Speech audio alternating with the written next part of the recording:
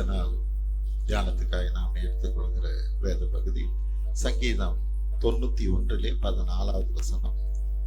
சங்கீதம் 91 வசனம் 14. சங்கீதம் 91:14. அவன் என்னிடத்தில் வாஞ்சையா இருக்கிறபடியால் அவனை விடுவிப்பேன். என் நாமத்தை அவன் அறிந்திருக்கிறபடியால் அவனை உயர்ந்த அடைக்கலத்திலே வைப்பேன். ஜெயிப்போம். ஆண்டவரே, உமது கிருபைக்காக நாங்கள் நன்றி செலுத்துகிறோம். இப்பொழுதும் இது அந்த வார்த்தையை தியானிக்கும்படியான கிருபை எங்களுக்கு தருவீராக. எங்கள் ஆண்டவர் மீட்பர் இரட்சகருமாய் இயேசு கிறிஸ்துவின் வழியாய் எடுக்கும் நல்ல பிதாவே, ஆமென். அவன் என்னிடத்தில் வாஞ்சையாய் இருக்கிறபடியால் நான் அவனை விடுவிப்பேன்.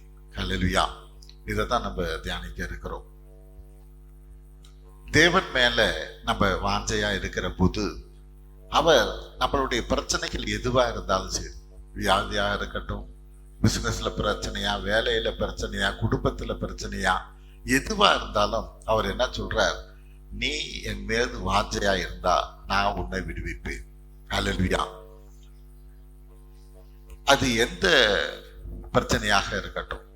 சில பேர் சொல்லுவாங்க, இந்த மருந்து உங்க சரீரத்துல என்ன வியாதியா இருந்தாலும் குணமாக்கும்பாங்க. ஒரே மருந்து எல்லா வியாதியும் சரியாக்கும்பாங்க. அது மாதிரி இங்க ஆண்டவர் சொல்றார், நான் விடுவிப்பேன். அது எப்படிப்பட்ட பிரச்சனையா இருந்தாலும் விடுவிப்பேன். ஆனா காரியம் என்ன? நீ என் மீது வாஞ்சையா இருக்கணும். ஹல்லேலூயா. நீ என் மீது வாஞ்சையா இருந்தீன்னா நான் உன்னை விடுவிப்பேன். ஹல்லேலூயா. அப்ப நான் வாஞ்சையில குறைவுள்ளவனா இருக்கிறேன்னா, பல நேரங்கள்ல சிலர் இப்படிதான் அவர்கள் வருகிற போது அவங்கள்ட்ட பேசணும்னா, நீங்க இன்னும் கொஞ்சம் ஜெபிங்க என்றபடியாகவோ, இன்னும் கொஞ்சம் ஆண்டவருக்கான காரியத்தை செய்யுங்க என்றபடியாகவோ சொன்னா அவங்களால ஏற்றுக்கொள்ள முடியாது. ஏன் ஏற்றுக்கொள்ள முடியாது? நாங்க ஜெபிச்சுக்கிட்டு தானே இருக்கிறோம், நாங்க ஆண்டவருக்கான காரியத்தை செஞ்சுக்கிட்டு தானே இருக்கிறோம் என்றபடியா சொல்லுவாங்க. அப்படின்னா இங்க பிரச்சனை என்ன? ஆண்டவருக்கான காரியத்தை செஞ்சுக்கிட்டு தான் இருக்கிறோம், அல்லது தேவனுக்குள்ள நாங்க நல்லா ஜெபிச்சுக்கிட்டு தான் இருக்கிறோம்.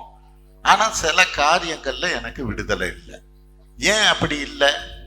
வாஞ்சங்கிற அந்த வார்த்தையை நம்ம புரிஞ்சுக்கணும். ஆங்கிலத்துல அதுல லவ் என்ற மட்டும் அன்புங்கிறது மட்டும் சொல்லப்பட்டிருக்கு. உண்மையில பாத்தீங்கன்னா தமிழ்ல தான் அழகா சொல்லப்பட்டிருக்கு, வாஞ்சை என்றபடியாய். ஆமென். அப்படின்னா என்ன வாஞ்சைன்னா? அன்பினால இழுக்கப்படுவது தான் வாஞ்சை. ஹல்லேலூயா.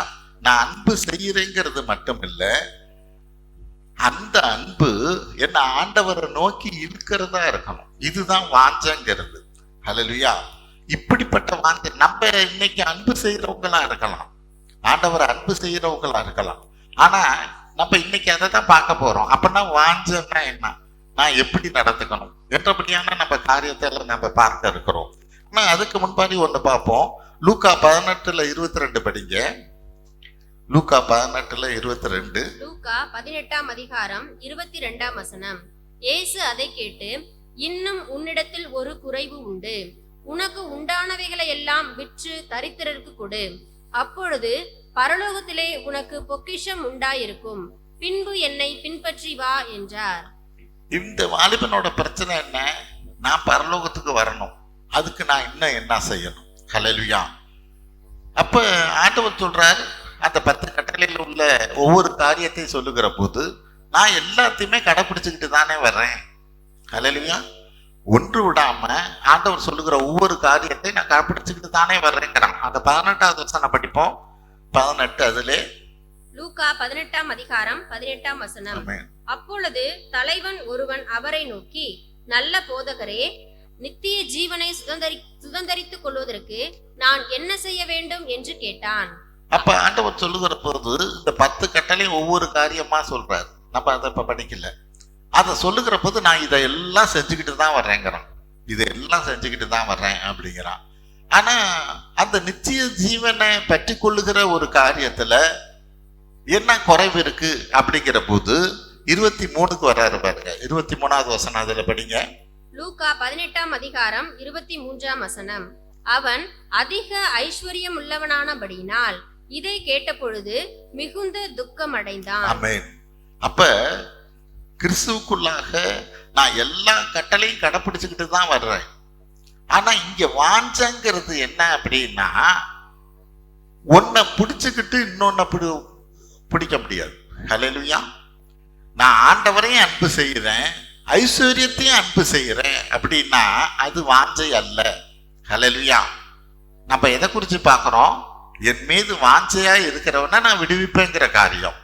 அப்ப இந்த வாலிபன் எல்லா 10 கட்டளையில் உள்ளதெல்லாம் தான் கடைப்பிடிச்சுக்கிட்டு தான் வர்றான். ஆனா எங்கேயோ ஒரு ஃபால்ட், எங்கேயோ ஒரு காரியம் இன்னொன்னு அவனை இழுத்துக்கிட்டே இருக்குது. ஹல்லேலூயா. அப்ப காரியம் நமக்கு அதை தான் நம்ம இன்னைக்கு யோசிச்சு பார்க்கணும். என்ன வேறொரு காரியமும் என்னை இழுத்துக்கிட்டே இருக்குதா? வாஞ்ச அப்படிங்கிற போது ஆண்டவருக்குள்ளாக கிறிஸ்துவுக்குள்ளாக என்ன அவரை நோக்கி இழுக்குதா, இல்லது வேற ஒண்ணு என்ன வேற பக்கம் இழுக்குதா அப்படிங்கிறத நான் தெரிஞ்சிருக்கேன். ஆமென். அவர் மேல வாஞ்சையா இருக்கிறேன் அப்படின்னா அது எந்த காரியத்தையும் நான் விட்டுவிட நான் தயாரா இருக்கணும். என்னுடைய வாஞ்சையை நான் எப்படி ப்ரூவ் பண்ணணும்? ஹல்லேலூயா. என்னுடைய வாஞ்சைய ஆதியாகமம் 22:2 படிப்போம். ஆதியாகமம் 22:2. ஆதியாகமம் 22ஆம் அதிகாரம் 2ஆம் வசனம். அப்பொழுது அவர், உன் புத்திரனும் உன் ஏகசுதனும் உன் நேச குமாரனுமாகிய ஈசாக்கை நீ இப்பொழுது அழைத்து கொண்டு மோரியா தேசத்துக்கு போய் அங்கே நான் உனக்கு குறிக்கும் மலைகள் ஒன்றின் மேல் அவனை தகன பலியாக பலியிடு என்றார். ஆமென். இது எல்லாத்துக்கும் தெரிஞ்ச காரியம்தான். ஆபிரகாம்கிட்ட கர்த்தர் சொல்றார், நீ வந்து உன் மகனை, அங்க சொல்ற காரியம் என்ன? உன் புத்திரனும் உன் ஏகசுதனும் உன் நேசகுமாரனுமாகிய ஈசாக்க எனக்கு பலி செலுத்துங்கிறார். இப்ப அதே இது 12வது வசனத்தை படிப்போம். அதிலே ஆதியாகமம் 22ஆம் அதிகாரம் 12ஆம் வசனம். அப்பொழுது அவர், பிள்ளையாண்டான் மேல் உன் கையை போடாதே, அவனுக்கு ஒன்றும் செய்யாதே. நீ அவனை உன் புத்திரன் என்றும் உன் ஏக சுதன் என்றும் பாராமல் எனக்காக ஒப்பு கொடுத்தபடியினால் நீ தேவனுக்கு பயப்படுகிறவன் என்று இப்பொழுது அறிந்திருக்கிறேன் என்றார். ஆமென். இப்ப ஆபிரகாம் நான் உங்களை தான் நேசிக்கிறேன், வாஞ்சிக்கிறேன், அன்பு செய்கிறேங்கிறத இங்க ப்ரூவ் பண்ணிட்டார். உன் புத்திரனும் உன் ஏகசுதனும் உன் நேசகுமாரனாகிய ஈசாக்க பலித்தலுசுன்னு சொல்ற காரியத்துல இவர் குமாரனை கொண்டு போய் பலி செலுத்தும்படியான காரியத்துக்கு கையை ஓங்கிட்டார். கர்த்தர் நிறுத்திட்டார். நிறுத்திட்டு இங்க அந்த 2வது வசனத்துக்கும் 12வது வசனத்துக்கும் உள்ள வித்தியாசம் என்ன? 2வது வசனத்துல உன் புத்திரனும் உன் ஏகசுதனும் உன் நேசகுமாரனுமாகிய ஈசாக்குங்கிறார். ஆனா அதை ப்ரூவ் பண்ண பிறகு எது? ஆபிரகாம் இவன் என்னுடைய நேசகுமாரன் இல்லை, நான் அவனை பலி செலுத்துக்கு ரெடியா இருக்கிறேன்னு சொன்ன பிறகு, அதை ப்ரூவ் பண்ண பிறகு அடுத்த 12வது வசனம் என்ன சொல்லுது? உன் புத்திரனம் என்றும் நேசசுதன் என்றும். நேசகுமாரன் அங்க இல்லை. ஹல்லேலூயா. கவனிக்கணும் அந்த வசனத்துல. முன்னாடி சொல்றாரு உன் புத்திரனும் உன் ஏகசுதனும் உன் நேசகுமாரனுமாகிய ஈசாக்குன்னு சொன்னவரு, எப்ப ஆபிரகாம் இவன் என் நேசகுமாரன் இல்லை நீங்க தான் அப்படின்னு ப்ரூவ் பண்ண பிறகு வசனம் என்ன சொல்லுது? உன் புத்திரன் என்றும் ஏகசுதன் என்றும் சொல்லிட்டு நேசகுமாரன்கிற அந்த வார்த்தை அந்த இடத்துல இல்லை. ஹல்லேலூயா. இப்ப ஆபிரகாம் ப்ரூவ் பண்ணிட்டார் அவருடைய வாஞ்சை எது? நீங்க தான் என்னுடைய வாஞ்சங்கிறத அங்க ப்ரூவ் பண்ணபடினால கர்த்தர் நேசகுமார்னு அவன் சொல்றதையே எடுத்துட்டார். ஹல்லேலூயா. எவ்வளவு உன்னிப்பா எவ்வளவு கவனமா கர்த்தருடைய வார்த்தை இருக்குங்கிறத பார்ப்போம். ஆமென். அவர் அப்படி நம்மள என்னுடைய வாஞ்சை எப்படி இருக்குங்கிறத அவர் டெஸ்ட் பண்ணி பார்ப்பார். என் வாழ்க்கையில வருகிற காரியத்துல நான் தேவன் மேல வைத்திருக்கிற வாஞ்ச உண்மையிலே வாஞ்சதானா, இல்ல உலகத்தின் மீது நான் வைத்திருக்கிற காரியமா, அல்லது பிள்ளைகள் மீது வைத்திருக்கிற காரியமா? ஈசாக்கை போல, ஹல்லேலூயா, ஈசாக்கு மேல வைத்திருக்கிற அந்த பாசத்தை போல எனக்கு பிள்ளைகள் மீதோ குடும்பத்தின் மீதோ வேலையின் மீதோ என் பாசம் இருக்குதா? அப்பனா உண்மையிலே நான் கர்த்தர் மேல் வைக்கிற அது வாஞ்சை அல்ல. அது அந்த வாஞ்சை இல்லாததுனால என்னுடைய பிரச்சனை இல்லை, நான் விடுதலை ஆக முடியல. ஏன்னா அங்க கண்டிஷன் அதுதான். அவன் என் மேல் வாஞ்சையா இருக்கிறபடியால் அவனை விடுவிப்பேன். ஹல்லேலூயா. நான் என்ன நினைச்சுக்கிட்டு இருக்கிறேன்? நான் வாஞ்சையா இருக்கிறேன்னே நினைச்சுக்கிட்டு இருக்கிறேன். நான் இத்தனை கட்டளைகள் எல்லாம் கடைப்பிடிச்சுக்கிட்டு வரேன், ஒண்ணு விடாம கடைப்பிடிச்சுக்கிட்டு வர்றேனே அப்படிங்கிற போது நான் வாஞ்சையா இருக்கிறேனேன்னு நான் நினைச்சுக்கிட்டு இருக்கேன். வேற ஒண்ணு என்னை இழுத்துக்கிட்டு இருக்குங்கிறதையே நான் அறியாம இருக்கிறேன். ஹல்லேலூயா. அப்ப இன்னைக்கு என்னுடைய வாஞ்சை எப்படியா இருக்கணுங்கிறத தான் நம்ம ஒரு சில காரியத்தை நம்ம பார்க்க போறோம். முதல் காரியம், அவர் நாமத்தின் மீது, அவரை நினைக்கும் நினைவின் மீது ஒரு வாஞ்சை வேணும். ஏசாயா 26:8 படிப்போம். ஏசாயா 26:8, 9, 2 படிக்கலாம். ஏசாயா 26ஆம் அதிகாரம் 8, 9 வசனங்கள். கர்த்தாவே, உம்முடைய நியாய தீர்ப்புகளின் வழியிலே உமக்கு காத்திருக்கிறோம். உமது நாமமும் உம்மை நினைக்கும் நினைவும் எங்கள் ஆத்துமா வாஞ்சையா இருக்கிறது. என் ஆத்துமா இரவிலே உம்மை வாஞ்சிக்கிறது. எனக்குள் இருக்கிற என் ஆவியால் அதிகாலையிலும் உம்மை தேடுகிறேன். உம்முடைய நியாய தீர்ப்புகள் பூமியிலே நடக்கும்போது பூச்ச கரத்து குடிகள் நீதியை கற்றுக்கொள்வார்கள். உமது நாமமும் உம்மை நினைக்கும் நினைவும் எங்கள் ஆத்தும வாஞ்சையா இருக்கிறதுன்னு சொல்லப்படுது. ஹல்லேலூயா. அப்படின்னா என்ன? அவரது நாமத்தின் மீது வாஞ்ச அப்படின்னா எப்பொழுதும் நம்ம தோத்திர பலிகளை செலுத்துறவங்களாக இருக்கணும். உதடுகளின் பலியாக தோத்திரத்தை செய்கிறவங்களா இருக்கணும். அவர் நாமத்தின் மீது வாஞ்சார். ஹல்லேலூயா. இதை நான் காண்பிக்கிறவனாக இருக்கணும். சில பேர் பார்த்தீங்கன்னா வயசானவங்க இறக்கும் தருவாயில இருக்கிற போது பார்த்தீங்கன்னா சில பிள்ளைங்களையோ பேர பிள்ளைங்களையோ அவங்களோட பேரை சொல்லிக்கிட்டே இருப்பாங்க. ஏன்னா அவங்கள பார்க்கணும். உயிர் பிரியறதுக்கு முன்னாடி அவங்களுக்கு என்ன, அந்த பிள்ளைய பார்த்தாகணும். அப்ப அந்த சத்தத்தை கேட்டோன்னா பக்கத்துல இருக்கிறவங்க என்ன பண்ணுவாங்க, ஐயோ உயிர் பிரிய போகுது, இவர் பேர பிள்ளை மேல இவ்வளவு இதா இருக்காரு, எங்க இருக்கிறானோ உடனே கொண்டு வாங்க. ஆமென். அப்ப காரியம் என்ன? அவரது நாமத்தின் மீது வாஞ்சன்னா என்ன அறியாம என்னுடைய உதடு அவர் நாமத்தை துதிச்சுக்கிட்டே இருக்கணும். ஹல்லேலூயா. அவரது அங்க வசனம் அடுத்து சொல்லுது, உம்மை நினைக்கும் நினைவு எங்கள் ஆத்தும வாஞ்சையாய் இருக்கிறது. ஹல்லேலூயா. எப்பொழுதும் எப்ப அவரை நினைப்போம், ஆமென், அவரை பத்தி தியானிப்போம் என்றபடியாய் அந்த ஆத்துமா வாஞ்சை உள்ளதாக இருக்கணும். ஆமென். அப்ப என்னுடைய வாஞ்சை, நான் கர்த்தர் மேல வாஞ்சையா இருக்கிறேன்னா முதல் காரியம் என்ன? நான் அவருடைய நாமத்தை துதிக்கிற துதிய நிறுத்தாதவனா இருக்கணும். எந்த நேரமும் துதிக்கிறவனா இருக்கணும். அவருடைய நினைப்பாகவே இருக்கிறவனாக இருக்கணும். சங்கீதம் 84:4 படிப்போம்.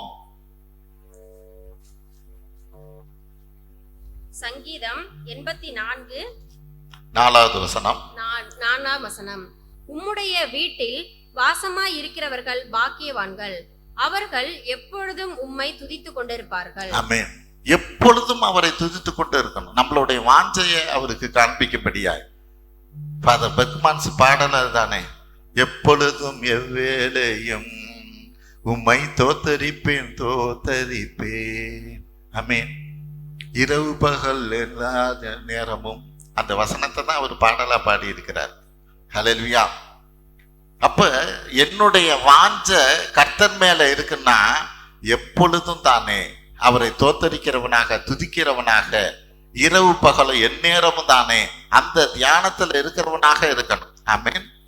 அத கர்த்தர் விரும்புகிறவராக இருக்கிறார். கர்த்தர் பந்தியில கூட நம்ம என்ன சொல்லுவோம், 1 கொரிந்தியர் 11:24, என்னை நினைவு கூறும்படி இதை செய்யுங்கள் என்றார். ஆமென். அவர் எனக்காக செய்த காரியத்தை நினைவு கூறும்படி அவர் விரும்புகிறவராக இருக்கிறார். அவரே சொல்றார், என்னை நினைவு கூறும்படி என்றபடியாய். அப்ப நம்ம அவரை நினைவு கூறுகிறவர்களாக இருக்கணும். அதுதான் என்னுடைய வாஞ்சையாக இருக்கணும். ஆமென். அதுதான் உம்மை நினைக்கும் நினைவுகள் எங்கள் ஆத்தும வாஞ்சை என்றபடியாக இருக்கிறது. இப்படிப்பட்ட ஒரு வாஞ்சை இருக்கிற போதுதான் தேவன் நம்மளோட பிரச்சனையிலிருந்து விடுதலையாக்க முடியும். ஆமென். என் வாஞ்சை எந்த அளவுக்கு இருக்கு? ஹல்லேலூயா. 2வது காரியம், அவரை காண்பேன் என்கின்ற வாஞ்சை.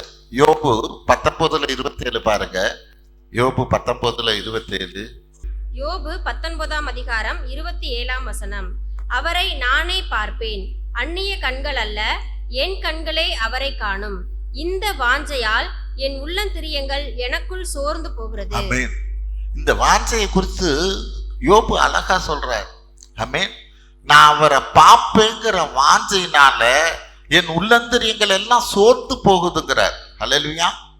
சில நேரங்கள்ல நமக்கு பிரியமானவர்களை இன்னும் வரலையே என்றபடியா நம்ம காத்து இருக்கிற போது, அல்லது ஒரு காரியம் எனக்கு இன்னும் நடக்கலே என்றபடியாய் நாம் காத்திருக்கிற போது அங்க என்ன சொல்லு, உள்ளந்தரியங்கள் எல்லாம் சோர்ந்து போகிறது. அல்லேலூயா. அதை நினைச்சு சோர்ந்து போகிறது.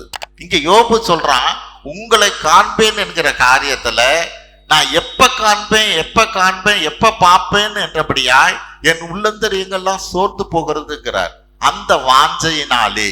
அல்லேலூயா. அப்பனா என் வாஞ்சை எந்த அளவுக்கு இருக்கணும்? ஆமென். ஆண்டவரை பார்க்கிற காரியத்துல நான் அந்த அளவுக்கு ஒரு வாஞ்சையை நான் காண்பிக்கிறவனாக இருக்கணும். ஆமென். அதே இது பெர்க்மன் பாடல இன்னொரு வரி என்ன சொல்லணும்?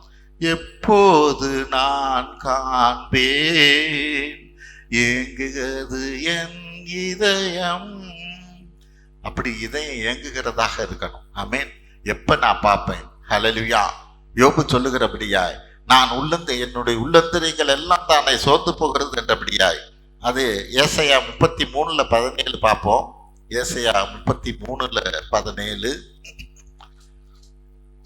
ஏசாயா 33ஆம் அதிகாரம் 14ஆம் வசனம். 17ஆம் வசனம். உன் கண்கள் ராஜாவை மகிமை பொருந்தினவராக காணும், தூரத்தில் உள்ள தேசத்தையும் பார்க்கும். ஆமென். நம் கண்கள் நிச்சயமாக அந்த ஆண்டவராய் இயேசு கிறிஸ்துவை காணும். ஆமென். அததான் யோபு சொல்றார். நம்ம எவ்வளவோ காரியங்களை நம்ம படிச்ச பிறகு, ஆராய்ச்ச பிறகு ஆண்டவர் நிச்சயம் வருவார். நாம் எல்லாம் தானே ஒருவேளை அதற்கு முன்பாக இறந்தோமானாலும் இறந்தவர்கள் முன்பாக எந்திரிப்பார்கள் என்றபடியாக வேதம் சொல்லுகிறது. உயிரோடு இருக்கிற நாம் தானே எடுத்துக்கொள்ளப்படுவோம் என்று சொல்லப்படுகிறது. நாம் நிச்சயமாக அந்த ஆண்டவரை காண்போம். அப்ப இங்க யோபு அந்த காரியத்தை அவன் அப்பயே சொல்லி வைக்கிறார். நான் அந்த ஆண்டவரை நான் நேரா என் கண்களே காணும். அல்லேலூயா. எவ்வளவு அழுத்தமா சொல்றார் பாரு. மத்தவன் கண்கள் அல்ல, என் கண்களே காணும் என்றபடியாய் இந்த வாஞ்சையினாலே நான் சோர்ந்து போகிறேன் என்றபடியாய். இன்னைக்கு அப்படிப்பட்டதான வாஞ்சை கர்த்தர் மேல நமக்கு இருக்கணும். ஆமென். இப்படிப்பட்ட வாஞ்சை இருக்கிறவனை தான் ஆண்டவர் சொல்றார், வாஞ்சை இருக்கிறவனை நான் விடுவிப்பேன் என்றபடியாய். 1 கொரிந்தியர் 13:12 இந்த வசனத்தை பார்ப்போம். 1 கொரிந்தியர் 13:12. 1 கொரிந்தியர் 13ஆம் அதிகாரம் 12ஆம் வசனம். இப்பொழுது கண்ணாடியிலே நிழலாட்டமாய் பார்க்கிறோம், அப்பொழுது முகமுகமாய் பார்ப்போம். இப்பொழுது நான் குறைந்த அறிவுள்ளவன், அப்பொழுது நான் அறியப்பட்டிருக்கிறபடியே அறிந்து கொள்ளுவேன். அல்லேலூயா. இப்பொழுது கண்ணாடியிலே நிழலாட்டமாய் பார்க்கிறோம், அப்பொழுது முகமுகமாய் பார்ப்போம். அல்லேலூயா. இப்பொழுது குறைந்த அறிவுள்ளவன், அப்பொழுது நான் அறியப்பட்டு இருக்கிறபடியே அறிந்து கொள்வேன்.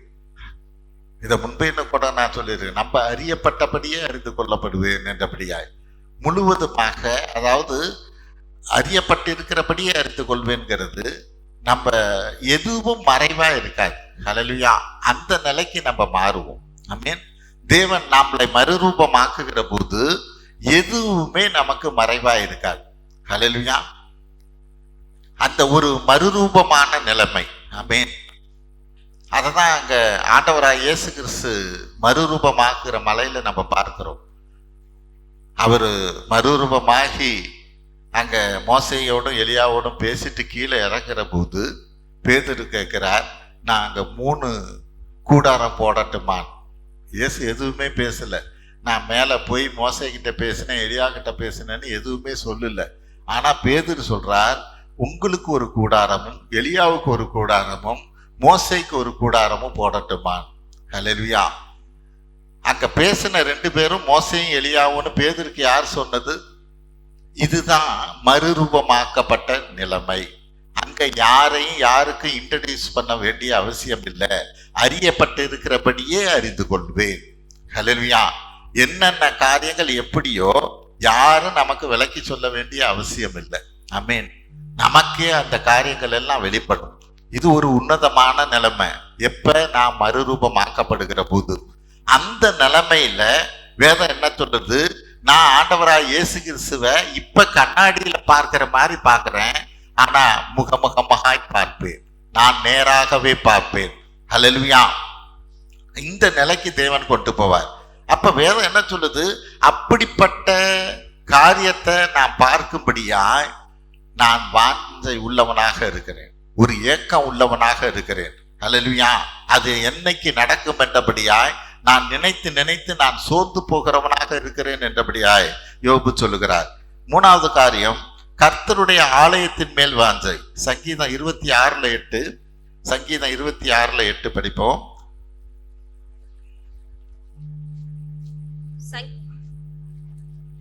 26:8 26ஆம் அதிகாரம் 8ஆம் வசனம். கர்த்தாவே, உமது ஆலயமாகிய வாசஸ்தலத்தையும் உமது மகிமை தங்கிய ஸ்தானத்தையும் வாஞ்சிக்கிறேன். ஆமென். கர்த்தாவே, உமது ஆலயமாகிய வாசஸ்தலத்தையும் உமது மகிமை தங்கியிருக்கும் ஸ்தலத்தையும் வாஞ்சிக்கிறேன். இந்த வாஞ்சை நமக்கு இருக்கா?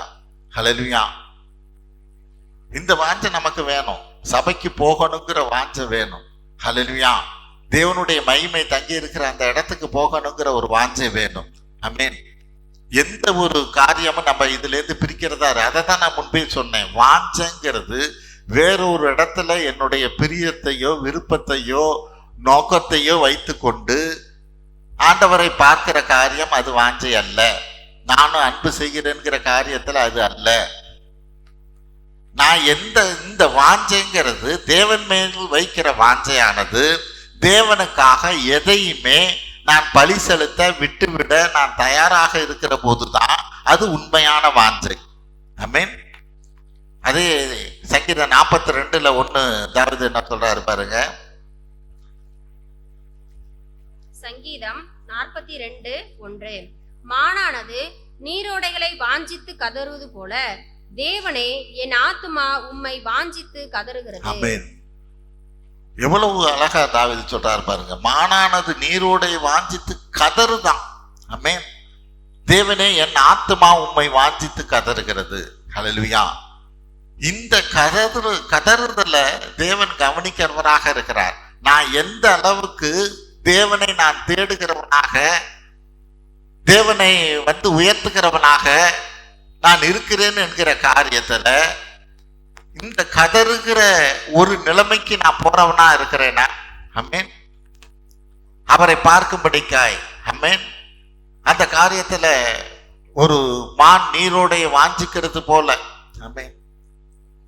அந்த நீரோட எங்க இருந்தாலும் அது ஓடும். ஹல்லேலூயா. அந்த தண்ணிக்காக அது எவ்வளவு தூரமா இருந்தாலும் அங்க ஓடும். ஆமென். அந்த நீரோடைக்காக. ஹல்லேலூயா. அப்ப நான் இந்த காரியத்துல நான் ஆண்டவரை தேடுகிற காரியத்தை, ஆண்டவருடைய ஆலயத்துக்கு வருகிற காரியத்துல, ஆமென், அவர் மகிமை தங்கி இருக்கிற ஸ்தலத்தை நோக்கி நான் வருகிற காரியத்துல என்னுடைய வாஞ்சை எப்படியா இருக்கிறது? ஆமென். மற்றவற்றை எல்லாம் விட்டு விட்டு ஓடுகிறவனாக, அதை தேடுகிறவனாக நான் இருக்கிறேனா? ஆமென். அது இருக்கிற போதுதான் எந்த அளவுக்கு இந்த வாஞ்சை இருக்குதோ அந்த அளவுக்கு நம்ம வாழ்க்கையில விடுதலையை பார்க்க முடியும். ஆமென். சங்கீதம் 122:1. சங்கீதம் 122:1. சங்கீதம் 122:1. கர்த்தருடைய ஆலயத்திற்கு போவோம் வாருங்கள் என்று எனக்கு அவர்கள் சொன்னபோது மகிழ்ச்சியாயிருந்தேன். ஆமென். நம்ம சபைக்கு போவோம், ஆலயத்துக்கு போவோம்னு சொல்லுகிற போது நம்ம மகிழ்ச்சியா வர்றவங்களாக இருக்கிறோமா? ஆமென். இல்ல இன்னைக்கு போகலாமா வேண்டாமா, இன்னைக்கு வேலை இருக்கா இல்லையா? ஆமென். சில பேர் பொருத்தனையாவே வச்சிருக்கிறாங்க. என்ன பொருத்தனை? மாசத்துக்கு ஒரு வாரம் போகக்கூடாது. ஆமென். எப்படிப்பட்டதான பொருத்தனை பாரு. மாசத்துல ஒரு வாரம் வேற அல்லது சபைக்கு போவோம். பல பொருத்தனை எப்படி பொருத்தனையா இருக்குன்னு நினைக்கிறேன். நான் பலரை பார்க்கிறேன்ல. ஹல்லேலூயா. இது தேவனுடைய காரியத்துல வாஞ்சை அல்ல. ஹல்லேலூயா. தேவன் ஒவ்வொரு காரியத்தையும் பார்க்கிறார். ஆமென். சில காரியத்துல சில நேரங்கள்ல நீ எதுவுமே செய்ய வேண்டாம். ஆமென். தேவன் உன்னை விடுதலை ஆக்குவார். அப்படின்னா என்ன? எதுவுமே செய்ய வேண்டாம்னா ஒண்ணுமே செய்ய வேண்டாமா? தேவனை தேடுகிற காரியத்துல மட்டும் நீ வாஞ்சையா இருப்பாயானால் அவர் எல்லாம் உன் காரியத்தை பார்த்துக்குவார். எல்லா காரியத்திலும் ஒரு விடுதலை தருவார். ஹல்லேலூயா. விடுதலை தருவார். அதை தான் நம்ம நினைக்கணும். உண்மையிலே எந்த ஒரு இடத்துலையோ அல்லது சபையிலையோ ஒரு காரியம், தேவனுக்கான காரியம், ஒரு ஜெபமோ மற்ற காரியம் நடக்குதுன்னா யார் வரலனாலும், ஏன்னா அங்க வசனம் சொல்லுது 2-3 கூடுகிற காரியத்துல நான் இருப்பேன்ட்டார். அப்ப தேவன் வெட்கப்பட்டு போகாதபடி அந்த 2 பேர் 3 பேர்ல நான் ஒரு ஆளா இருப்பேன் அப்படின்னு நீ உள்ளத்துல நினைச்சு அந்த காரியத்தை செய்வாயானா அதுக்கான ஆசீர்வாதமே தனி. ஹல்லேலூயா. அதை தான் நம்ம போன வாரம் பார்த்தோம். உண்மை விசுவாசம் உன்னை குணமாக்கினது. ஹல்லேலூயா. நீ அந்த ஆடையை நுனிய தொட்டதுனால அல்ல, ஆனா நீ அந்த காரியத்துல ஒரு விசுவாசம் வச்சு இல்ல நான் தொட்டனா குணமாவேன்னு, அந்த காரியம்தான் உன்னை விடுதலை ஆக்குச்சு, உனக்கு சுகத்தை கொடுத்தது. அப்ப நம்ம என்ன பண்ணணும்? நாங்க போறதுனாலயோ மற்ற காரியத்தினாலே அல்ல, நான் போனா தேவன் என்னை ஆசீர்வதிப்பான்னு நீ உள்ளத்துல நினைக்கிற பாருக்கிறியா, அந்த விசுவாசம் தான் உன்னை குணமாக்கும். ஹல்லேலூயா. போய் அங்க 10 பேர் உனக்கு ஜெபிச்சதுனால அல்ல, ஆமென், 10 பேரோட நீ ஜெபம் பண்ணதுனால அல்ல, நாங்க போனா எனக்கு ஒரு விடுதலை கிடைக்கும் என்றபடியாய் நீ விசுவாசத்தை உன் மனசுல வைத்தபடினால உன்னை குணமாக்கும். ஹல்லேலூயா. இதைதான் அவரோட வார்த்தையிலிருந்து நம்ம புரிஞ்சுக்கிறோம். ஆமென். அப்ப இன்னைக்கு கர்த்தருடைய ஆலயத்துக்கு போவோம் வாருங்கள் என்று சொல்லுகிற போது நான் என்ன செய்யறேன்? ஆமென். கர்த்தருடைய ஆலயத்துக்கு வாங்க நம்ம ஜெபிக்கலாம் என்று சொல்லுகிற போது நான் என்னத்தை செய்யறேன்?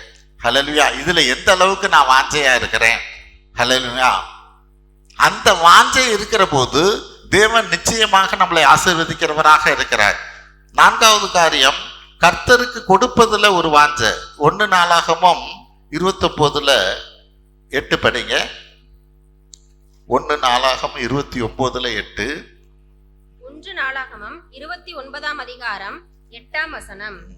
யார் கையில் ரத்தினங்கள் இருந்ததோ அவர்கள் அவைகளையும் கர்த்தருடைய ஆலயத்துக்கு பொக்கிஷக்காரர்கள் என்று கெர்சேனியான எகியேலின் கையிலே கொடுத்தார்கள். ஆமென்.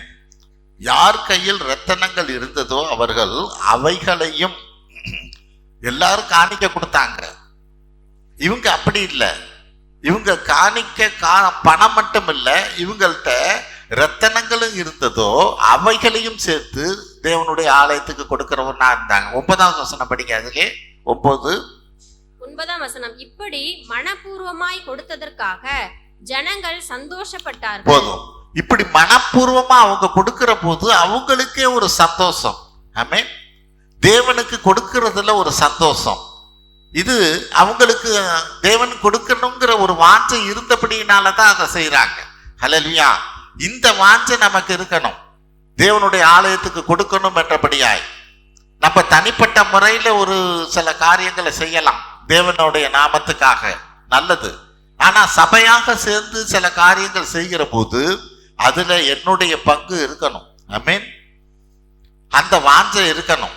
அந்த வாஞ்சை இருக்கிற போது தேவன் அதை காண்கிறவராக இருக்கிறார். 2 கொரிந்தியர் 9:7. 2 கொரிந்தியர் 9:7. 2 கொரிந்தியர் 9ஆம் அதிகாரம் 7ஆம் வசனம். அவனவன் விசனமாயும் அல்ல கட்டாயமாயும் அல்ல, தன் மனதில் நியமித்தபடியே கொடுக்க கடவன். உற்சாகமாய் கொடுக்கிறவனிடத்தில் தேவன் பிரியமாய் இருக்கிறார். ஆமென். இந்த உற்சாகத்தை அவர் பார்க்கிறார். ஹல்லேலூயா. நான் எந்த அளவுக்கு உற்சாகமா தேவனுக்கான காரியத்துல இருக்கிறேன், கொடுக்கறதுல இருக்கிறேங்கிற காரியத்தை அவர் பார்க்கிற போது நிச்சயமாக நமக்கு விடுதலை தருகிறவராக இருக்கிறார். இன்னும் அதே 2 கொரிந்தியர்ல 8:3 படிப்போம். 8:3. 2 கொரிந்தியர் 8ஆம் அதிகாரம் 3ஆம் வசனம். மேலும் அவர்கள் தங்கள் திராணிக்கு தக்கதாகவும் தங்கள் திராணிக்கு மிஞ்சியும் கொடுக்க தாங்களே மனதுள்ளவர்களாய் இருக்கிறார்கள் என்பதற்கு நான் சாட்சியாய் இருக்கிறேன். ஆமென். எது? மகதோனியா சபையை சேர்ந்தவங்க.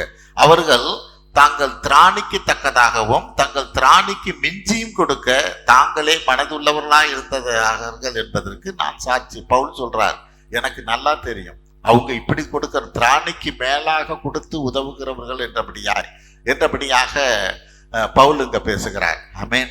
அவ இன்னைக்கு கொடுக்கறதுல எனக்கு வாஞ்சை இருக்கா? ஆமென். என் வாஞ்சைய தேவன் ஒவ்வொரு காரியத்திலையும், நான் இதெல்லாம் நம்ம பார்க்குற ஒவ்வொரு காரியத்திலையும் என்னுடைய வாஞ்சை எப்படி இருக்கு? ஹல்லேலூயா. இதை நிதானித்து நான் பார்க்கிறவனாக இருக்கணும். 5வது காரியம், கர்த்தருடைய கட்டளையின் மேல் வாஞ்சை. சங்கீதம் 119:40. சங்கீதம் 119:40. சங்கீதம் 119:40. இதோ உம்முடைய கட்டளைகள் மேல் வாஞ்சையாய் இருக்கிறேன், உமது நீதியால் என்னை உயிர்ப்பியும். ஆமென். உமது கட்டளையின் மேல் வாஞ்சை. கட்டளைன்னா என்ன? தேவன் வேதத்துல சொல்லப்படுகிற எல்லா காரியமும் தான் நமக்கு கட்டளை. தேவன் என் உள்ளத்தின் வழியா இன்னைக்கு ஆவியானவர் எனக்குள்ள இருக்கிறார். அந்த ஆவியானவர் கர்த்தருக்கான காரியத்துல எதை பேசுகிறாரோ அது எல்லாமே கட்டளை தான். ஒருவேளை அந்த காரியம் வேதத்துல இல்லாமல் இருக்கலாம், ஏன்னா அதோட பரிமாணம் வேறையாக இருக்கும். இன்னைக்கு நடக்கிற காலத்துக்கு தகுந்த மாதிரி தேவ ஆவியானவர் எனக்குள்ள என் உள்ளத்துல அவரால் பேச முடியும். அப்ப அந்த ஆவியானவர் என்றென்றும் என்னோடு கூட தங்கி இருக்கிற ஆவியானவர், கண்டித்து உணர்த்துகிற ஆவியானவர் இன்னைக்கு என்ன கட்டளை எனக்கு கொடுக்கிறாரோ அது எந்த கட்டளையா இருந்தாலும் அதற்கு மேல நான் வாஞ்ச இருக்கணும். அந்த காரியத்தை ஆவியானவர் என்னோடு பேசுகிற போது இது ஏதோ ஒரு எண்ணம் என்றபடியாகவோ, இது தேவன் சொல்லுகிற காரியம் இல்லை என்றபடியாகவோ, ஏன்னா நமக்கு சூழ்நிலையை பார்க்கிறோம். ஆமென். சூழ்நிலையை பார்ப்போம். அவங்க முன்னாடி செஞ்ச, மற்றவர்கள் நமக்கு எதிராக செஞ்ச சில காரியத்தை நினைச்சு பார்ப்போம். அதை பார்க்கிற போது தேவ ஆவியானவர் நம்மோடு பேசுகிற அந்த கட்டளைக்கு நம்மளால இணங்க முடியாது. இது இப்படி இருக்கிறதுக்கு வாய்ப்பில்லை என்றபடியா நினைப்போம். ஆனா இங்க வேதம் என்ன சொல்லுது? அந்த ஆவியானவர் நம்மோடு பேசுகிற அந்த கட்டளையை செயல்படுத்துவதற்கான வாஞ்சை. ஆமென். அதுல நான் வாஞ்சையா இருக்கிறவனாக இருக்கணும். அதை தேவன் விரும்புகிறவராக இருக்கிறார். 119 அதிலே 131வது வசனம். சங்கீதம் 119:131. உம்முடைய கற்பனைகளை நான் வாஞ்சிக்கிறபடியால் என் வாயை ஆவென்று திறந்து அவைகளுக்கு ஏங்குகிறேன். ஆமென். அவர் என்ன சொல்றாரு? உம்முடைய கற்பனைகளை நான் வாஞ்சிக்கிறபடியால் என் வாயை ஆவென்று திறந்து அவைகளுக்கு ஏங்குகிறேன். அப்படின்னா என்ன? எனக்கு இந்த பிரச்சனைக்கு அல்லது இந்த காரியத்துக்கு நீங்க என்ன சொல்றீங்களோ அதன்படி நான் நடக்கிறேன் என்றபடியாய், நீங்க எப்ப சொல்லுவீங்க என்றபடியாய் நான் ஏங்குகிறவனாக இருக்கிறேன். என்று வாயை திறந்து காத்து கொண்டு இருக்கிறேங்கிறார். ஹல்லேலூயா. அப்படின்னா என்ன? நம்மள மறந்து ஒரு காரியத்தை, ஒரு டிவியை பார்க்கிற போது நம்ம வாயை திறந்து இருக்கிறது நமக்கே தெரியாது. வாயை பொளத்துக்கிட்டு டிவியை பார்ப்போம். ஆமென். அப்படின்னா என்ன? என் நோக்கம் அது மேல இருக்குது. ஹல்லேலூயா. என் நோக்கம் அது மேல இருக்கிறதுனால என்னையே மறந்து வாயை திறந்து டிவியை பார்க்கிறேன். இப்படி இங்க தாவீது என்ன சொல்றாரு? நான் வாயை திறந்து காத்துக்கிட்டு இருக்கிறேன், எப்ப என்ன அந்த கற்பனையை சொல்லுவார், இப்படி நடன்னு சொல்லுவார்னு நான் வாஞ்சையோட பார்த்துக்கிட்டே இருக்கேங்கிறார். ஹல்லேலூயா. இந்த வாஞ்சை நமக்கு தேவை. இப்படிப்பட்ட வாஞ்சையை அவர் காண்கிற போது நம்மை ஆசீர்வதிக்கிறவராக இருக்கிறார். 1 பேதுரு 2:3. 1 பேதுரு 2:3.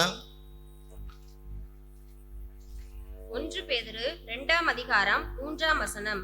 நீங்கள் வளரும்படி புதிதாய் பிறந்த குழந்தைகளைப் போல திருவசனமாகிய களங்கமில்லாத ஞானப்பாலின் மேல் வாஞ்சையாய் இருங்கள். ஆமென்.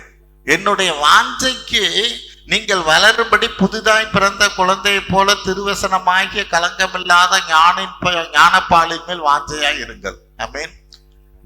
என்னுடைய வாஞ்சைய வேதத்தை படிக்கிறதுல, தியானிக்கிறதுல என் வாஞ்சை எப்படி நான் காண்பிக்கிறவனாக இருக்கிறேன். சாத்தான் பல வேளையில சொல்லணும், நீ இல்லை ஒரு நாளைக்கு இத்தனை அதிகாரம் படிக்கப்ப, இவ்வளவு நேரம் ஒதுக்கு, நல்லது. ஆமென். இது ஆவியானவர் சொல்றாரா சாத்தான் சொல்லுதான்னு தெரியும்.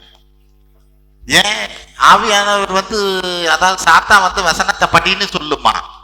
என்னைக்கு அது படின்னு சொல்லாது. ஹல்லேலூயா. நீ தேவனை போல மாறுவேன்னு நம்மளை ஏமாத்துற வேலை இது. ஹல்லேலூயா. அப்படின்னா என்ன? நான் ஒரு கட்டுப்பாட்டுக்குள்ள என்னை வரவிடாது. அப்படின்னா என்ன? கொஸ்டின் ஆன்சர் போடுறோம், தினமும் எழுதணும். அப்படின்னா இந்த கட்டுப்பாட்டுக்குள்ள நான் வர முடியாது. நான் படிச்சுக்குவேன், ஒரு மணி நேரம் வேதத்தை படிப்பேன். அங்க சாத்தான் என்ன சொல்லும்? சாத்தான் சொல்லுதான்னு உங்களுக்கு தெரியாது. ஆவியானவர் என்னோட பேசுறார், 1 மணி நேரம் வேதத்தை படிக்க சொல்லியிருக்கா, இந்த கொஸ்டின் ஆன்சர் எல்லாம் தேவையில்லை. ஏன்னா கட்டளைக்கு போகக்கூடாது, தேவன் மூலியமா வர ஒரு கட்டுப்பாட்டுக்குள்ள போகக்கூடாது. இந்த மரத்தின் கனியை சாப்பிடுன்னு ஏன் இதை கட்டாயப்படுத்துற? இதை சாப்பிடாதன்னு ஏன் சொல்றார்? அதை நான் செய்ய மாட்டேன். எதை சொல்றாரோ இந்த சின்ன பிள்ளைங்க அப்படித்தான் பண்ணும். ஹல்லேலூயா. அதை போய் எடுக்காதன்னா தான் போய் எடுக்கும். ஆமென். இப்ப சாத்தான் நம்மள எப்படி ஏமாத்த முடியும்? நீ தேவனை போல மாறுவேன்னா தான் நம்ம அதை செய்வோம். அப்படின்னா என்ன? நீ அதெல்லாம் தேவையில்லை, 1 மணி நேரம் நீ வேதத்தை வாசிக்கலாம்னாக்க சரி, இது என்ன கொஸ்டின் ஆன்சர் எழுதுறது? நான் 1 மணி நேரம் பைபிள் படிப்பேன். நான் தியானிச்சேன்னா ஆண்டவர் எவ்வளோ பேசுவார். ஹல்லேலூயா. தேவனை போல மாறுவேன்னு தான் விழுந்து போறது. ஆமென். ஆனா என்னுடைய வாஞ்சை அப்படி இல்லை. நான் என்ன கர்த்தர் சொல்லுகிறாரோ, என்ன காரியம் வருதோ அந்த கட்டுப்பாட்டுக்குள்ள வர்ற, என்ன அடக்கி கொள்ள, என்ன அதுக்குள்ள கீழ்ப்படுத்த நான் பிரியப்படுகிறவனாக, வாஞ்சை உள்ளவனாக இருக்கணும். நீ அதுக்கு மேல படிய. நீ ஒரு 1/2 மணி நேரத்துல கொஸ்டின் ஆன்சர் எழுது, 1/2 மணி நேரம் பைபிளை படி, நல்லது. இப்ப நீ பரவாயில்ல. ஹல்லேலூயா. இதை விட்டுட்டு அதை செய்ய அப்படின்னா இது ஆவியானவர் சொல்றது இல்லை. ஏன்னா நீ செய்ய மாட்ட. 2 நாள் செய்வ, 3 நாள் செய்வ, 4வது நாள் செய்ய மாட்டேன். ஆனா கொஸ்டின் ஆன்சர் தினமும் எழுதணும்னா இன்னைக்கு எழுதுனாலும் நாளைக்கு நிச்சயம் எழுதிடுவேன். ஹல்லேலூயா. சாத்தா அப்படி இருக்காது. 2 நாள் கழிச்சு அப்படியே மெதுவா காலை பிடிச்சு இழுத்து விட்டுரும். ஹல்லேலூயா. எங்க போய் நிக்கிறேன்னே உனக்கு தெரியாது. ஹல்லேலூயா. எந்த இடத்துல நீ நின்றுகிட்டு இருக்கிறேன்னே உனக்கு தெரியாது. அப்ப என்னுடைய வாஞ்சையை காமிக்கிறதுக்கு ஒரு சிஸ்டம் தேவை. ஆமென். சங்கீதம் 1:2 என்ன சொல்லுது? 1:2 வசனம். சங்கீதம் 1:2. கர்த்தருடைய வேதத்தில் பிரியமாயிருந்து இரவும் பகலும் அவருடைய வேதத்தில் தியானமாயிருக்கிற மனுஷன் பாக்கியவான். ஆமென். நான் கர்த்தருடைய வேதத்தின் மீது வாஞ்சையா இருக்கிறேன் அப்படின்னா அந்த வேதத்தில் பிரியமா இருந்து இரவும் பகலும் அவருடைய வேதத்தில் தியானமாய் இருக்கிறவனாக இருக்கணும். ஆமென். அப்ப அங்க கண்டிஷன் என்ன? நீ பாக்கியவான். நீ இந்த காரியத்தை இதுல வாஞ்சையா இருப்பாயானால் நீ பாக்கியவான். என்னென்ன ஆசீர்வாதங்கள் வரும்? ஆமென். அந்த 3வது வசனம் ஆசீர்வாதத்தை என்ன சொல்லுது பாருங்க. அதிலே சங்கீதம் 1:3. அவன் நீர்க்கால்களின் ஓரமாய் நடப்பட்டு தன் காலத்தில் தன் கனியை தந்து இலையுதிராதிருக்கிற மரத்தை போல் இருப்பான். அவன் செய்வதெல்லாம் வாய்க்கும். ஆமென். நீ வாஞ்சையா இருந்தீனா, கர்த்தருடைய வேதத்துல நீ வாஞ்சையா இருப்பாயானா, ஒரு நீர்க்கால்கள் ஓரத்தில் நடப்பட்டு தன் காலத்தில் தன் கனியை தந்து, எந்தெந்த நேரத்துல என்னென்ன ஆசீர்வாதம் உனக்கு தேவையோ, எந்தெந்த வயசுல என்ன ஆசீர்வாதம் உனக்கு தேவையோ அதை அவ கொடுக்கிறவாறு மட்டுமல்ல, இருக்கிற ஆசீர்வாதம் உன்னை விட்டு நீங்காது இருக்கும். இலை உதிராது இருக்க மரத்தை போல. அப்படின்னா என்ன? முன்னாடி இருக்கிற ஆசீர்வாதம் உன்னை விட்டு குறைந்து போகாதபடிக்கு ஹல்லேலூயா உன்னை ஆசீர்வதிப்பார். எப்ப? உன் வாஞ்ச தேவனுடைய வார்த்தை மேல, தேவன் மேல இருக்கிற போது, இரவு பகலும் தியானிக்கிற போது. ஆமென். தேவன் இப்படி ஆசீர்வதிக்க வல்லவராக இருக்கிறார். நமக்கு வாஞ்சையா இருக்கிறவனை விடுவிப்பேங்கிற காரியத்துல எப்படி என்ன தேவன் விடுவிக்கிறாருங்கிறத நான் அறிஞ்சிருக்கணும். ஆமென். இங்க இந்த விதமா வேதம் என்ன சொல்லுது? எல்லா விதத்திலும் நான் ஆசீர்வாதத்தை தருவேங்கிறார். இன்னும் சில காரியத்துல என்ன பண்ணுவார்? நம்மளுடைய இருதயத்துல இருக்கிற விசனங்களை, காரியத்தை எடுத்து போட அவரால் மட்டும்தான் முடியும். ஆமென். ஒரு காரியத்தினால நான் துக்கப்பட்டு இருக்கிறேன், அல்லது ஒரு காரியத்தினால ஒரு விசனமாக இருக்கிறேன், ஒரு மனக்கணக்கமாக இருக்கிறேன். இது எந்த மருந்து மாத்திரையும் உங்களை சரிப்படுத்தவே முடியாது. ஹல்லேலூயா. தேவன் மட்டும்தான் சரிப்படுத்தணும். 1 சாமுவேல் 1:18 பாருங்க. அன்னாள் என்ன செய்யறா? 1 சாமுவேல் 1:18. 1 சாமுவேல் 1:18. அப்பொழுது அவள், உம்முடைய அடியாளுக்கு உம்முடைய கண்களிலே தயை கிடைக்க கடவது என்றாள். பின்பு அந்த ஸ்திரீ புறப்பட்டு போய் போஜனம் செய்தால் அப்புறம் அவள் துக்க முகமாய் இருக்கவில்லை. ஆமென். அப்பொழுது அவள், உம்முடைய அடியாளுக்கு உம்முடைய கண்களிலே தயை கிடைக்க கடவது என்றால், பின்பு அந்த ஸ்திரீ புறப்பட்டு போய் போஜனம் செய்தால் அப்புறம் அவள் துக்கமுகமாய் இருக்கவில்லை. இதுதான் சாஃப்டனிங் யுவர் ஹார்ட். என்னுடைய இருதயத்தை சரிப்படுத்துவது. ஆமென். சரிப்படுத்துவதுன்னு சொல்றதா? அந்த துக்கத்தையே அவர் எடுத்து போட முடியும். ஆமென். எப்ப அவள் கர்த்தர் மேல் இருக்கிற வாஞ்சையை காண்பிக்கிற போது, அது மட்டும் இல்ல, நான் கர்த்தர் மேல் வாஞ்சையா இருக்கிற போது ஏன் இருதயத்துல இருக்கிற துக்கத்தை, கஷ்டத்தை, பிரச்சனைய, நெருக்கத்தை எடுத்து போடுகிறவர் மட்டுமல்ல, ஒருவேளை என்ன குறித்ததான காரியத்துல மற்றவங்களுடைய காரியம், ஆமென், ஒரு கோபமாகவோ எரிச்சலாகவோ ஒரு பொறாமையாகவோ இருக்குமே ஆனாலும், நான் கர்த்தர் மேல வாஞ்சையா இருப்பேனே ஆனா நிச்சயமா அவங்களுக்குள்ள இருக்கிற அந்த கோபத்தை, என் மேல இருக்கிற கோபத்தை, ஒரு பொறாமைய, எரிச்சலை தேவன் எடுத்து போடவும் முடியும். ஆமென். எங்க யாத்திராகமம் 1:22 பாருங்க. யாத்திராகமம் 1:22. யாத்திராகமம் 1:22. அப்பொழுது பார்வோன் பிறக்கும் ஆண் பிள்ளைகளை எல்லாம் நதியிலே போட்டு விடவும் பெண் பிள்ளைகளை எல்லாம் உயிரோட வைக்கவும் தன் ஜனங்கள் எல்லாருக்கும் கட்டளையிட்டான். ஆமென். அவனோட கட்டளை என்ன? குழந்தை பிறந்து, ஆண் குழந்தை பிறந்ததுன்னா எல்லாத்தையும் நதியில தூக்கி போட்டுடணும். ஹல்லேலூயா. கட்டளை அது, ராஜாவோட கட்டளை. ஆண் பிள்ளை எதுவா இருந்தாலும் நதியில தூக்கி எரிஞ்சிடணும். இதுதான் கட்டளை. ஹல்லேலூயா. ஆனா நடந்தது என்ன? நதியில அவங்க தூக்கி போட்டாங்க. ஆனா சும்மா தூக்கி போடல, கூடையில வச்சு தூக்கி போட்டாங்க. இப்ப அவங்க கர்த்தருக்குள்ள வாஞ்சையா இருந்து இந்த காரியத்தை செய்கிற போது அங்க பார்வோனின் குமாரத்தின் இருதயத்தையே மாத்துறார். ஹல்லேலூயா. 2:9 படிக்கிறதுல, யாத்திராகமம் 2:9. யாத்திராகமம் 2:9. ஆமென். பார்வோனுடைய குமாரத்தி அவளை நோக்கி, நீ இந்த பிள்ளையை எடுத்துக்கொண்டு போய் அதை எனக்கு வளர்த்திடு, நான் உனக்கு சம்பளம் கொடுக்கிறேன் என்றால், அந்த ஸ்திரீ பிள்ளையை எடுத்துக்கொண்டு போய் அதை வளர்த்தாள். ஆமென். கரும்பு திங்க கூலியாம்பாங்க. என்ன சொல்லுவாங்க? கரும்பை சாப்பிடு இவ்வளவு கூலி தரேன்னு யாராவது சொல்லுவாங்களா? அப்படிப்பட்ட ஒரு காரியமா ஆசீர்வாதம். ஆமென். ஒரு ருசியான நல்ல ஒரு காரியத்தை செய்யறது மட்டுமல்ல, அதுக்கு வேற சம்பளம். எங்க மோசையோட தாய்கிட்டே போய் காரியம் என்ன நடக்குது? நீ இந்த குழந்தைய வளர்த்துட்டு வா, இதுக்கு என்ன செலவாகுதோ அதுக்கு உனக்கு சம்பளத்தையும் கொடுக்குறேங்கிறா. ஆமென்.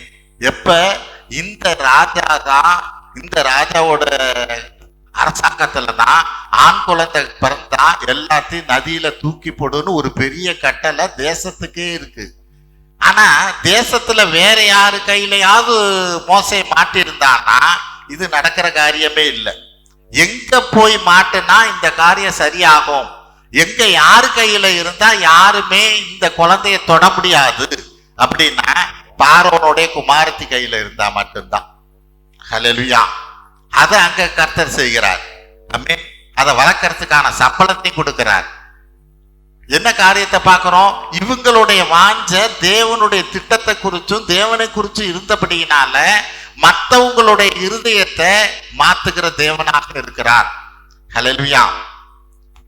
இப்படிதான் தேவன் விடுதலை ஆக்குகிறது.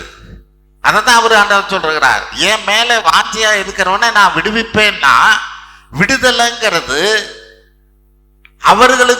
அவர்கள் மூலியமா வருது அப்படின்னா அவங்க இருதயத்தை அவர் மாத்தணுமே. ஆமென். அப்பதானே எனக்கு விடுதலை கிடைக்கும். அதை தேவன் செய்ய வல்லவராக இருக்கிறார்.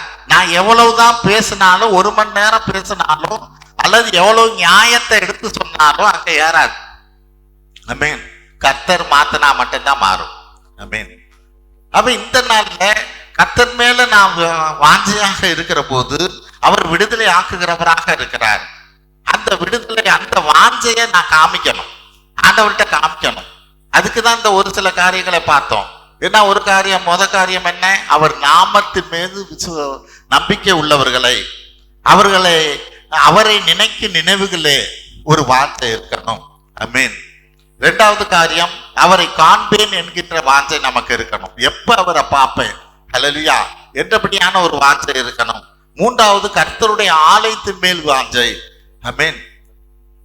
அந்த வாஞ்சையில எந்த தடையும் இருக்கக்கூடாது. ஆமென். அந்த கர்த்தருடைய ஆலயத்துக்கு போவோம் என்கிற போது எனக்குள் அவர்கள் சொன்ன போது நான் மகிழ்ச்சியாய் இருந்தேன்கிறார். இந்த காரியம் நமக்குள்ள வரணும். அப்பதான் அந்த வாஞ்சையை பார்க்க முடியும். நான்காவது காரியம், கர்த்தருக்கு கொடுப்பதுல வாஞ்ச. ஹல்லேலூயா.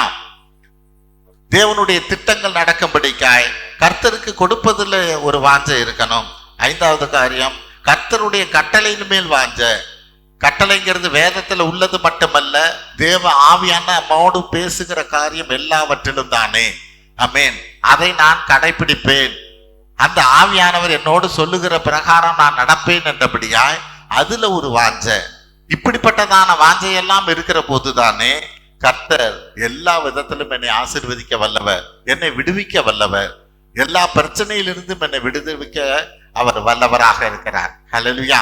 அவ இந்த நாளிலே அவர் மீது வைத்திருக்கிற வாஞ்சையை இன்னும் அதிகப்படுத்துவோம். அதுதான் இங்க பிரச்சனை. என்ன பிரச்சனை? நான் வாஞ்சையா தானே இருக்கிறேங்கிற பிரச்சனை. ஹல்லேலூயா. நான் ஜெபிச்சுக்கிட்டு தானே இருக்கேன், நான் வேதத்தை வாசிக்கிட்டு தானே இருக்கிறேன். ஆமென். இன்னும் கொஞ்சம் டோசேஜ் கொஞ்சம் கூடப்படுத்தணும்.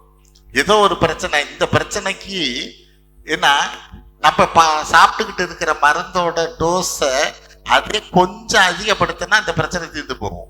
ஆமென். அப்ப நான் ஓடுகிற ஓட்டத்துல இன்னும் கொஞ்சம் அதிக தூரம் ஓடணும். ஆமென். அதிக வேகமாக ஓடலாம், அல்லது அதிக தூரமாக ஓடலாம், அதிக நேரமாக ஓடலாம். ஏதோ ஒரு காரியத்துல நான் இருக்கிறது தான்.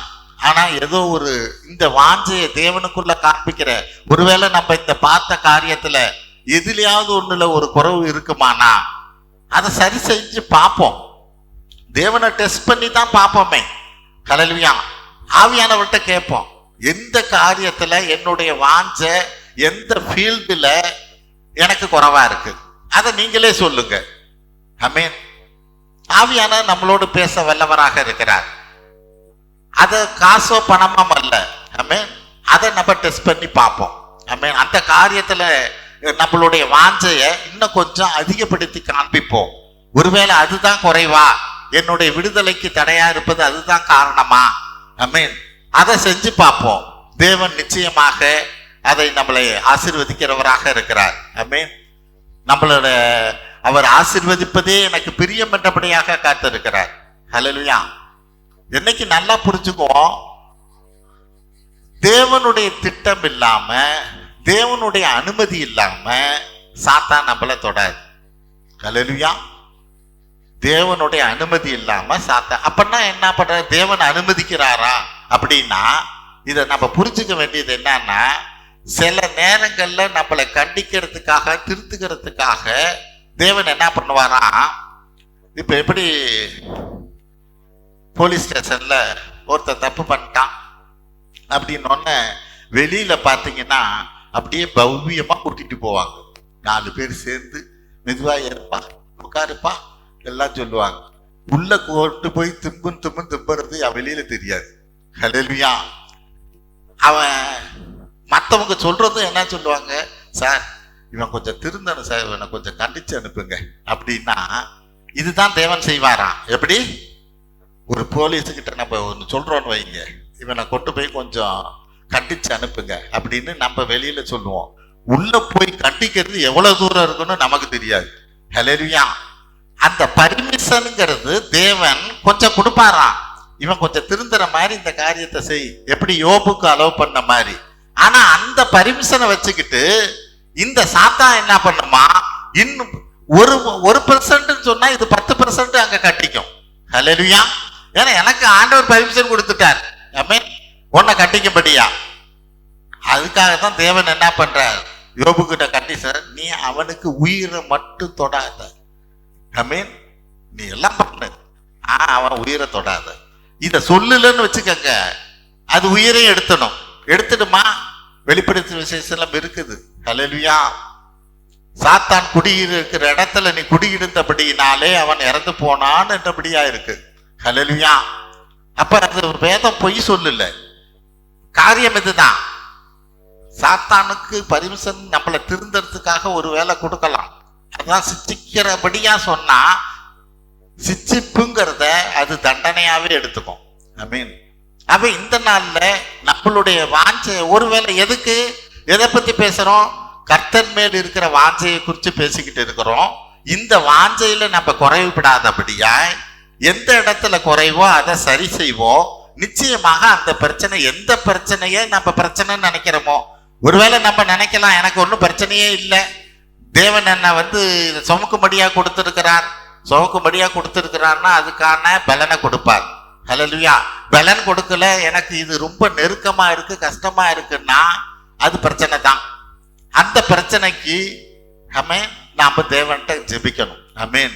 நம்மளுடைய வாஞ்சையை ஏதோ ஒரு விதத்துல, எந்த இடத்துல என்னுடைய வாஞ்சை தேவனுக்கான காரியத்துல குறைவா இருக்குதோ அதை சரி செய்வோம். டெஸ்ட் பண்ணி பார்ப்போமே, ஒருவேளை தேவன் சரி செய்யறாரான்னு பார்ப்போமே.